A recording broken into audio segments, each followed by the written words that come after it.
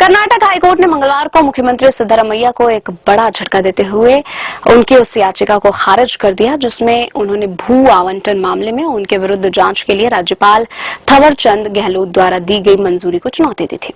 मुख्यमंत्री ने मैसूर शहरी विकास प्राधिकरण द्वारा पौष क्षेत्र में उनकी पत्नी को किए गए 14 भूखंडों के आवंटन में कथित अनियमितताओं के सिलसिले में उनके खिलाफ राज्यपाल थवरचंद गहलोत द्वारा दी गई जांच में मंजूरी को चुनौती दी थी। 19 अगस्त से 6 बैठकों में इस याचिका पर सुनवाई पूरी करने के बाद न्यायमूर्ति एम नाग प्रसन्ना की एकल पीठ ने 12 सितंबर को अपना आदेश सुरक्षित रख लिया था।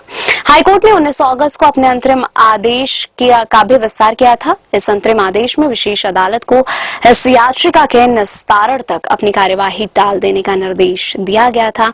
विशेष अदालत उनके खिलाफ शिकायत की सुनवाई करने वाली थी। न्यायमूर्ति नाग प्रसन्ना ने व्यवस्था दी।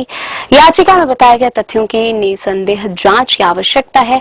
इन सभी कृत्यों की लाभार्थी कोई बाहरी व्यक्ति नहीं बल्कि याचिकाकर्ता का परिवार है। याचिका खारिज की जाती है। उच्च न्यायालय ने कहा कि आज तक प्रभावी किसी भी प्रकार का अंतरिम आदेश समाप्त हो जाएगा।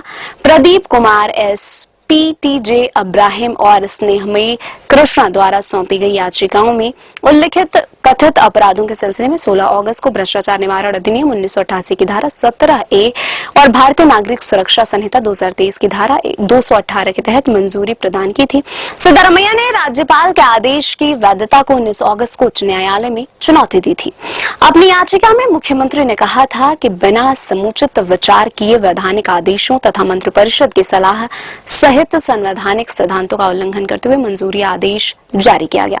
उन्होंने याचिका में कहा था कि मंत्रिपरिषद की सलाह भारत के संविधान के अनुच्छेद 163 के तहत बाध्यकारी है। सिद्धरामैया ने यह दलील देते हुए उच्च न्यायालय से राज्यपाल के आदेश को खारिज करने का अनुरोध किया।